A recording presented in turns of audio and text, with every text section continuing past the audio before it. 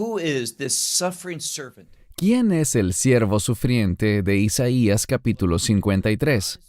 Bien, cuando uno honesta y sinceramente examina el texto, lo que podremos observar claramente es que el siervo sufriente no es Israel. No se trata del pueblo judío, sino que en cambio, como vemos en otros pasajes de Isaías, ese siervo sufriente aquí, en Isaías 53, es ciertamente el Mesías. Y en lo que nos enfocaremos en nuestro estudio hoy es en el propósito de por qué Él sufrió. ¿Y qué produjo este siervo por medio de su sufrimiento y de su muerte?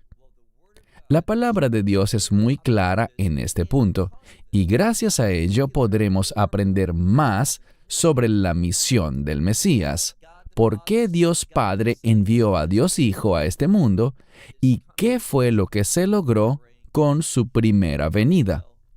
Tomen sus Biblias y vayamos juntos a este capítulo, Isaías 53, y, como recordarán, estudiamos los primeros 6 versos la semana pasada y concluimos algo. Es imposible, es ridículo pensar que el siervo sufriente, este personaje del cual el profeta está hablando, describiendo, no hay manera de que este personaje sea el pueblo judío, la nación de Israel. No se está describiendo aquí al sufrimiento que efectivamente el pueblo judío ha atravesado por siglos, sino que está refiriéndose al sufrimiento de un hombre, no de muchos, sino de uno solo, el Mesías de Israel, que fue golpeado por Dios con un propósito, y en este estudio vamos a ver hacia el final de nuestro tiempo de hoy que el énfasis está en el por qué, en cuál fue el resultado de su sufrimiento. Así que vayamos juntos a donde quedamos la semana pasada, Isaías 53, iniciando desde el verso 7. Leemos: oprimido. Esta palabra para opresión aparece por primera vez en la Biblia en el libro de Éxodo, en relación con los capataces, quienes causaban gran sufrimiento a los hebreos en Egipto, forzándoles a la esclavitud y afligiéndoles en gran forma. Lo primero que vemos al iniciar nuestro estudio hoy, en el verso 7, es que el siervo sufriente realmente sufrió, fue fuertemente oprimido y fue afligido. Esta opresión le causó aflicción. Insisto, vemos sufrimiento, de nuevo, describiendo una situación de altísimo dolor. Y luego leemos, continuando con el verso, pero él no abrió su boca, sino que en cambio dice, como cordero al matadero es llevado, como la hembra del carnero, en español decimos oveja, como oveja ante sus trasquiladores, permanece en silencio. Ahora, lo que se recalca aquí es el hecho de que Él guardó silencio. Él no se justificó a sí mismo.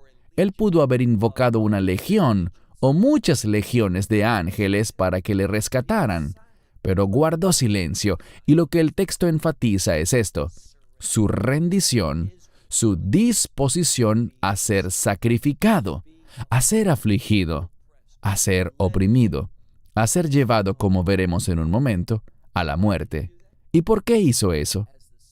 Como el siervo sufriente, él estaba sirviendo a Dios su Padre. Dios Padre envió a Dios Hijo a este mundo con este propósito, para sufrir, y vamos a enfatizar cuál fue el resultado. ¿Qué se logró por medio del siervo sufriente? ¿Qué se hizo disponible aún al sol de hoy para aquellos que reciban esta obra del siervo sufriente? Una vez más dice, y él no abrió su boca. Verso 8. El verso 8 tiene una información muy interesante. Inicia con la palabra otzer, que significa en hebreo moderno un toque de queda. Pero aquí Probablemente está relacionado con el concepto de detener o de ser arrestado y el lugar donde se coloca a quienes son arrestados, es decir, una prisión. Así que significa de prisión y de juicio. Y sabemos algo. Él fue arrestado y en última instancia él fue llevado a juicio. A un juicio a manos de Poncio Pilato. Así que de esto es de lo que el texto nos está dando luces. De prisión y de juicio fue tomado, y luego dice, y sobre su generación, ¿quién está discutiendo? ¿Quién está hablando de él? Y esto nos dice que su generación no entendió el significado de lo que estaba sucediendo. Para ellos, ¿qué importa? Arrestaron a alguien que fue llevado al tribunal y a juicio, y ahora vamos a ver que él será también ejecutado. Pero el mundo en ese momento, su generación, no mostró el menor interés en su caso. Guardaron silencio. Y por lo tanto, leemos al continuar en el verso 8, que dice, Ki nixar mei eritz haim, que significa, por tal razón, nadie habló. A nadie le preocupaba la verdad, a nadie le preocupaba la justicia. Como Poncio Pilato preguntó, ¿qué es la verdad? Y por tanto, él fue decretado, él fue cortado de la tierra de los vivientes. Y ahora me gustaría enfatizar esta última parte del verso 8, que él fue cortado de la tierra de los vivientes. ¿Por qué razón?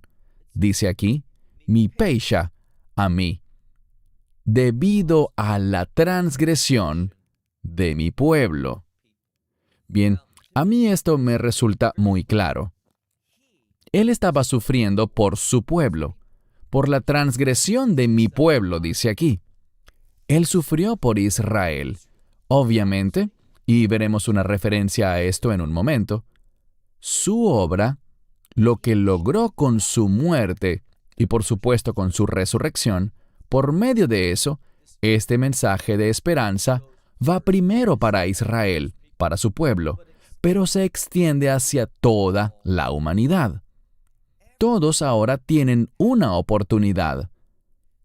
Los cielos declaran la gloria de Dios. Su creación muestra que hay un Dios que crea y pone las cosas en orden.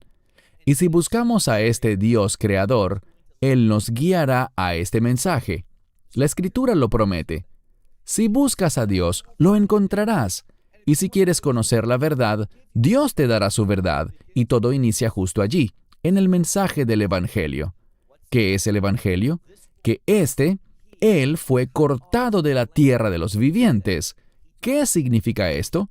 Que murió y hubo un propósito con su muerte, dice aquí, debido a la transgresión de mi pueblo. Y vamos a entrar al final del verso 8, pero primero, una de las cosas que me molestan es que cuando se escribe algo en la Biblia y no se trata de algo difícil, vas y revisas la construcción gramatical y entiendes lo que quiere decir, pero por alguna razón lo traducen incorrectamente. Es un error voluntario. No se trata de un descuido, no es un tema de ignorancia. Y tú me dirás, ¿cómo puedes estar tan seguro? Porque, por ejemplo, si acudes a uno de los recursos de estudio que están disponibles en Internet, y hay muchos buenos que podemos utilizar, pero debes tener cuidado, porque muchas veces las organizaciones que publican estos recursos de estudio realmente no están conscientes de su contenido. Solo ven una corta descripción y lo suben. Y aunque mucho de lo que dicen es útil, no son perfectos porque es obra de hombre y no obra de Dios. Y lo que quiero decir es esto.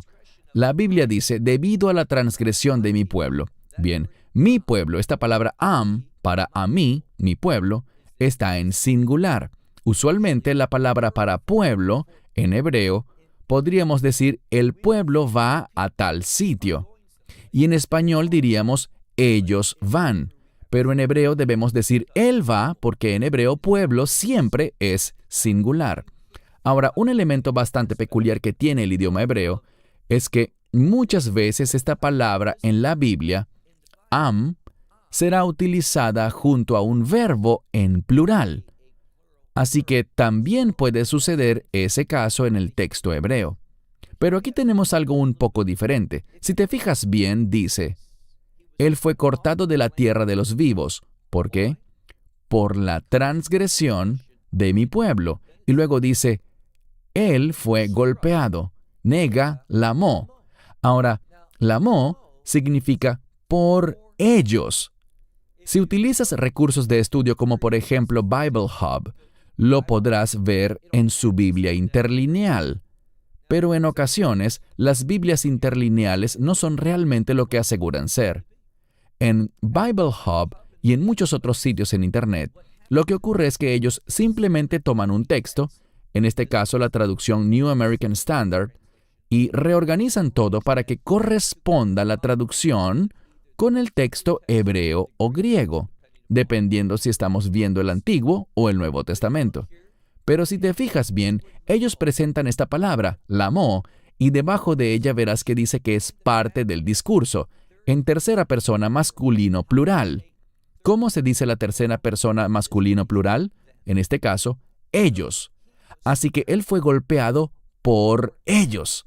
Lo que eso significa es que va más allá de mi pueblo, va más allá de simplemente los hijos de Israel. Es muy significativo que esto esté en plural, que él fue golpeado por ellos en plural. Pero con mucha frecuencia, las traducciones de las Escrituras no reflejan la literalidad del texto. Avancemos ahora al verso 9. Aquí leemos, y dispuso con los malvados su sepultura. Es decir, los malvados, en este caso, es solo un sinónimo para otros seres humanos. Me explico. Él fue colocado en una tumba en el mismo lugar donde otras personas del área circunvecina eran también sepultadas, y por cierto, si verdaderamente, no lo sabemos con certeza, pero si la famosa tumba del jardín en Jerusalén es realmente la tumba de José de Arimatea, la cual preparó para sí y para Yeshua, temporalmente, como todos sabemos, queda en una área alrededor de Jerusalén donde se encuentran numerosos sepulcros también. Incluso las tumbas de los reyes de Israel se encuentran en esa área.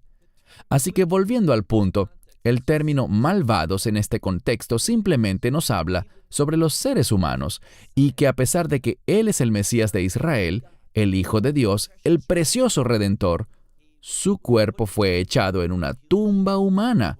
Es lo que se nos dice aquí.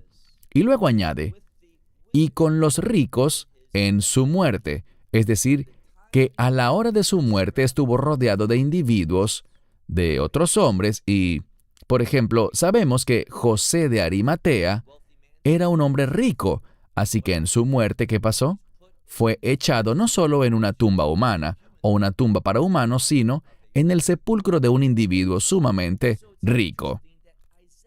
Es interesante que Isaías, y estamos leyendo un texto escrito cerca de 700 años antes de Cristo, Isaías profetizó detalles que el Mesías moriría y sería echado en un sepulcro y que esa tumba y su muerte serían ¿cómo? Entre los malvados y en la tumba de un hombre rico. Algo muy interesante. Y luego dice con respecto a su muerte, porque el contexto es que él fue cortado de la tierra de los vivos, y agrega, aunque ninguna violencia hizo él. Él no hizo nada malo. Él fue cortado, pero no fue por causa de un castigo al haber hecho algo malo.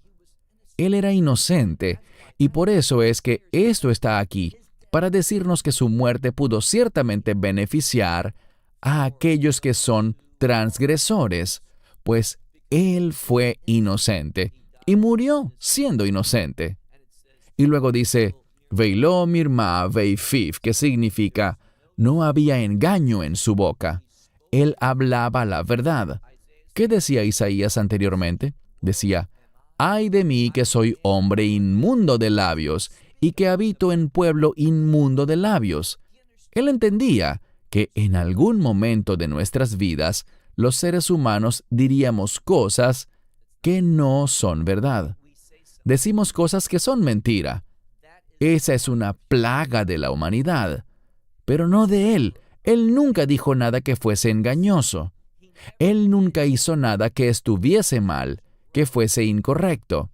Él murió, recibió esa sentencia, ese decreto de ser cortado de la tierra de los vivos y ejecutado, pero era inocente.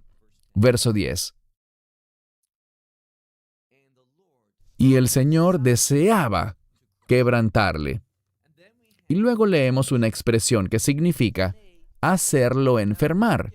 Insisto, debemos recordar lo que hablamos en el video anterior cuando estudiamos la primera mitad de Isaías 53, pero esta idea de enfermedad es simplemente una expresión que se refiere al resultado o a las consecuencias del pecado. Así que de la misma manera que Dios, con el fin de que el Mesías sufriera el castigo del pecado humano, no de su pecado, el Mesías no pecó, sino tu pecado y mi pecado. Leemos que a Dios le complació, porque Él conocía el resultado glorioso que vendría, la redención que emanaría de esto. Por tanto, a Dios le complació quebrantar a su Hijo unigénito. Fue su voluntad, por el maravilloso resultado que eso traería, la salvación. Y aquí simplemente dice que Él lo hizo enfermar. ¿Cómo entendemos esto? Él tuvo que lidiar con las consecuencias del pecado, pero una vez más, no de su pecado, sino del tuyo y del mío. Es muy importante cuando vemos esta palabra que significa hacerse enfermar, que entendamos que esto habla de uno que cayó en ese estado, pero sin merecerlo. Es decir, Él no pecó. No había razón para que Él tuviese que sufrir las consecuencias del pecado, sino que alguien más produjo que Él experimentara todo eso. Y también dice la razón, ya que lo has dispuesto como una ofrenda por la culpa. Es decir, en la Torá hay diferentes tipos de ofrendas. Una es llamada la ofrenda por la culpa, y ella habla de condenación. La ofreces porque eres culpable, la ofreces porque eres digno de una condena. Y lo que la Escritura nos dice aquí, mira el contexto una vez más, ya que lo has dispuesto, es decir, has dispuesto su alma, su misma esencia, lo que comunica es que Dios lo ha designado como ofrenda por la culpa. Él recibe toda la culpa. Él tomó sobre sí mismo toda la condenación. Él, que era inocente, pero se hizo a sí mismo, o más bien Dios fue quien lo hizo, que fuese visto por Dios como ofrenda por la culpa, para pagar así el precio. Y noten lo que dice, quiero traducirlo literalmente. Dice, la simiente verá. Algunas traducciones, y todo depende del enfoque que le dé el traductor a este texto, puesto que si fuese griego lo sabríamos con certeza, pero al ser hebreo no es tan exacto en este aspecto de la gramática. Así que puede decir tanto, la simiente verá, o él verá a su descendencia. Es decir, que debido a que él se convirtió en esta ofrenda por la culpa, él será testigo de algo. Él percibirá el resultado de su descendencia. ¿Y cuál será?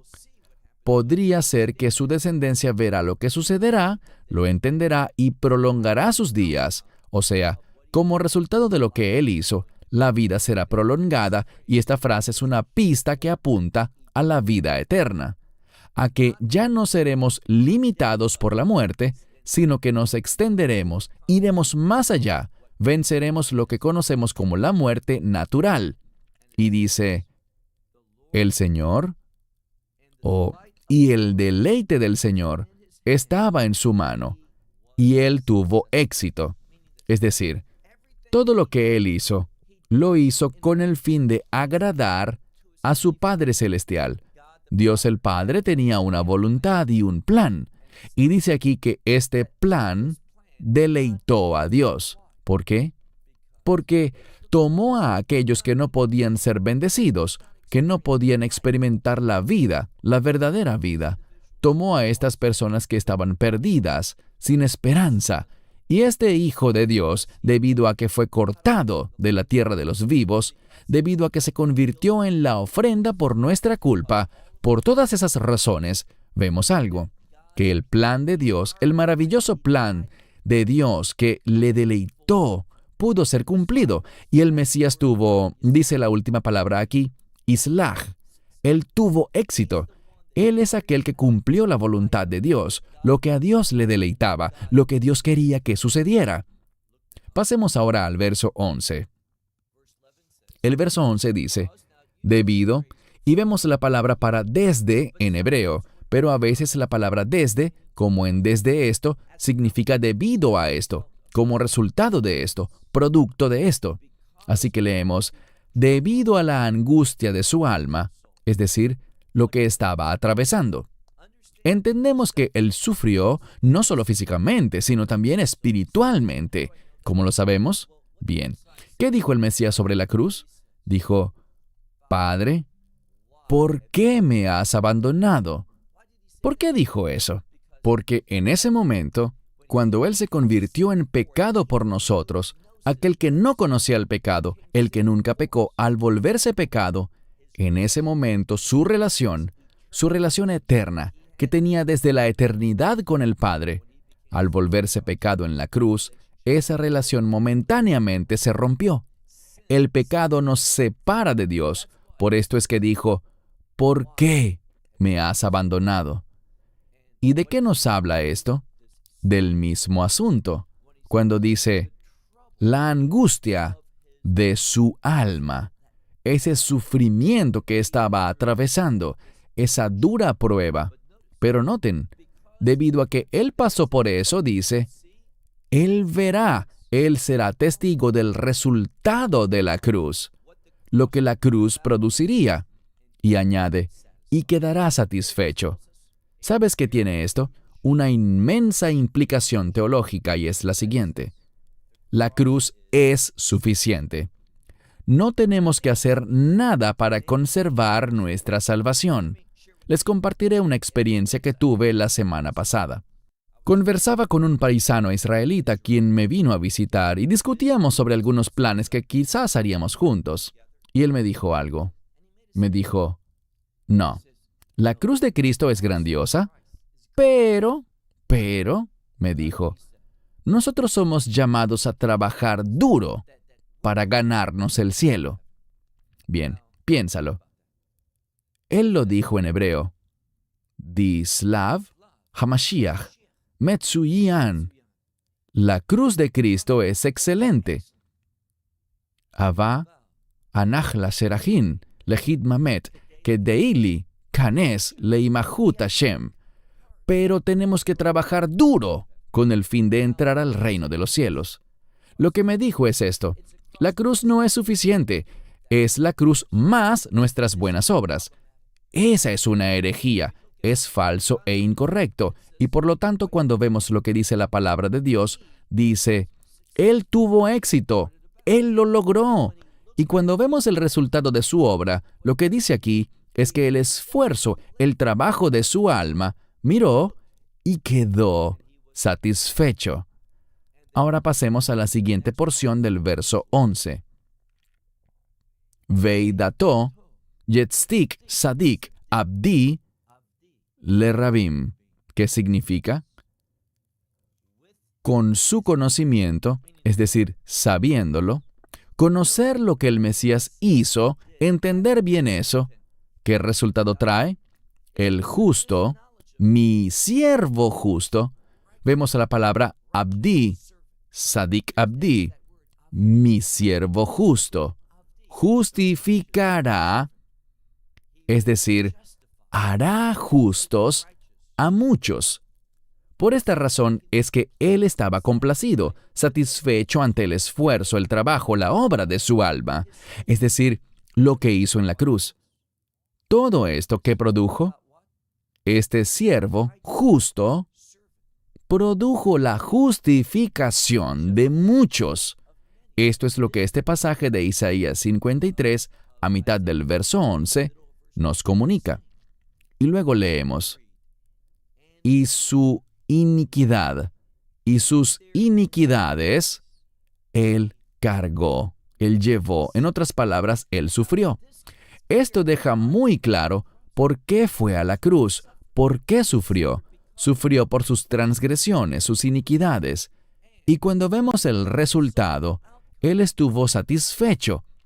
Y es al entender lo que Él hizo, al conocerlo a Él, que muchos serán justificados. ¿Por quién? Por este siervo justo. Como dice aquí en el texto, mi siervo justo. Pasemos al último verso, el 12. Simplemente les diré al entrar a este verso final, que cuando estudiamos estas cosas y nos preguntamos, ¿qué significa esto? ¿Cuál es el contexto para entenderlo? Y cuando vemos esto con sinceridad y honestidad, sin intenciones preconcebidas para que el texto implique tal o cual cosa, tenemos obligatoriamente que estar de acuerdo en que esto no habla de Israel, sino de un individuo, uno que sufrió profundamente por las transgresiones de su pueblo, con el fin de que su trabajo beneficiara a muchas personas y que éstas no recibieran el castigo merecido por su culpa. Esto es lo que dice la Escritura. Leamos el verso 12.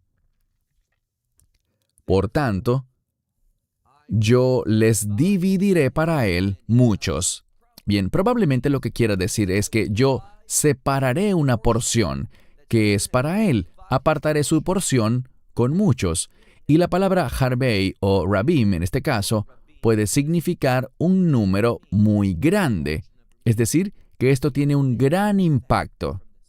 El reino de Dios, aunque sabemos que el camino al reino es angosto y difícil y solo pocos lo encuentran, pero estos pocos, comparados con las masas que han sido creadas, aún son muchas personas. Mira de nuevo. Por tanto, yo le daré su porción, dividiré su porción para él con muchos, queriendo decir, a muchos otros, lo que él logró, su porción, lo que ha logrado, se lo daré a muchos también. Ellos se beneficiarán con su obra. Y con los fuertes, bien, esto puede significar fuertes o el término atzum, gigantesco, un gigantesco número. Dice que él dividirá los despojos. Insisto, esto es un texto poético. Esto no hace sino reforzar lo que hemos leído anteriormente, que Dios el Padre dividirá la porción, el resultado, lo que logró, Él lo dividirá entre muchos. Los beneficios de esta guerra que Él ha ganado, y en verdad fue una guerra espiritual, aquí vemos el término chalal. Chalal es el botín, los despojos de la guerra. Serán divididos entre un gigantesco número de personas. Eso es lo que la Escritura nos dice. Y vemos que esto es a cambio, este resultado es a cambio, y leemos la palabra Geirá. Geirá literalmente significa ser desnudado. Bien, no está hablando del hecho de que lo desnudaron al crucificarlo, sino que nos comunica más bien que Él se despojó, Él lo entregó todo. Y hay otro aspecto, y es que Él soportó la vergüenza. El desprecio fue echado sobre Él.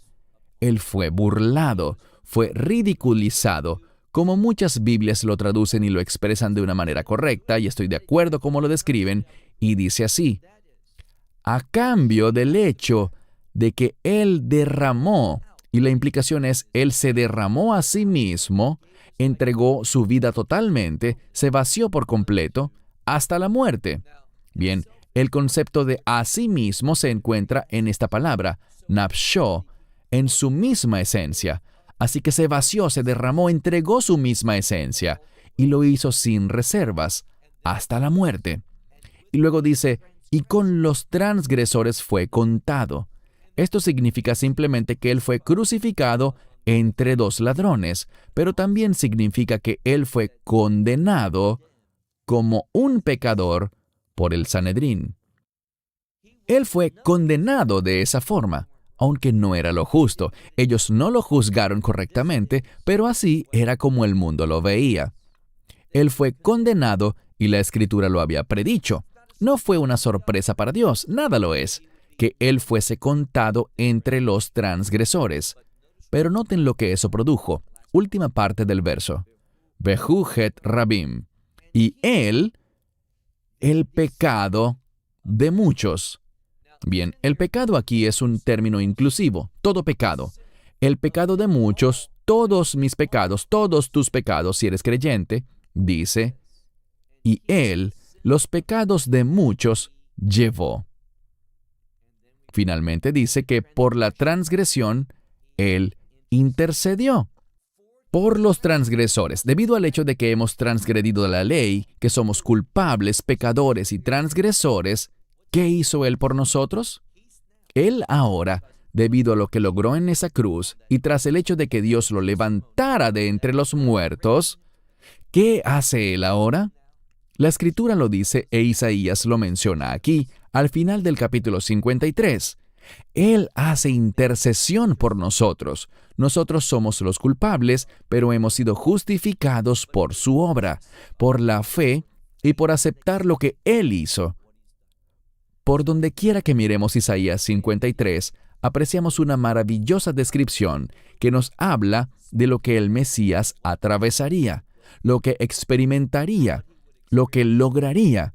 El resultado de su labor se describe aquí de una manera asombrosa, acertada y señalando muchos detalles, con el fin de que la gente pueda reconocerlo. Pero de nuevo, ¿qué sabemos? Al pueblo no le interesó la redención. No le preocupó su condición de pecado. Y esto es realmente lo que marca toda la diferencia en cuanto a la eternidad. Puede que yo caiga bajo convicción y diga, «Oh Dios, soy culpable, te pido perdón. Yo no quiero sufrir las consecuencias de mi pecado. Necesito tu misericordia, necesito tu salvación». ¿Dónde está el Salvador? Y cuando alguien de manera adecuada se acerca a Dios con esa actitud, la verdad le será revelada y podrá entender este evangelio de la verdad. Dios le enviará a alguien o le hablará directamente por medio de su Espíritu Santo, de alguna manera. Cuando le decimos, «Oh Dios, ¿dónde está mi Salvador?», cuando somos como Job y decimos, «Yo sé que mi Redentor vive», vamos a conocerlo, vamos a entenderlo. Dios nos guiará a su verdad. Él es fiel. Así que pregúntate al leer este capítulo 53 de Isaías, ¿sientes paz tras estudiarlo por completo y afirmar, sí, el siervo sufriente, mi siervo justo, es el pueblo de Israel, es el pueblo judío? ¿Es esto lo que dice aquí? ¿O será que cuando dice mi siervo justo, se refiere al Mesías, al que vino a este mundo tomando forma humana, viviendo una vida sin pecado, pero que sin embargo fue crucificado como un pecador, siendo inocente? Y el hecho de que este hombre inocente muriera, tomar el castigo que debía recaer sobre nosotros, nos permite tener verdadera libertad y que podamos conocer la salvación eterna. Un gran capítulo que nos muestra la verdad con respecto a la obra y la identidad del Mesías Yeshua. Shalom desde Israel. Shalom from Israel. Esperamos que te hayas edificado con el mensaje de hoy y lo compartas con otros. Te invitamos a seguir nuestros estudios cada semana por este canal y por el portal de YouTube de Amarás a Israel. También puedes descargar nuestra aplicación móvil gratuita, Mi Estudio Bíblico. Finalmente, para obtener más información sobre nosotros, visita nuestra web amarasaisrael.org, donde encontrarás otras conferencias de Baruch en audio, video y texto. Hasta el próximo programa. Que el Señor te bendiga en Yeshua HaMashiach, Jesús el Mesías, mientras caminas con Él. Shalom desde Israel.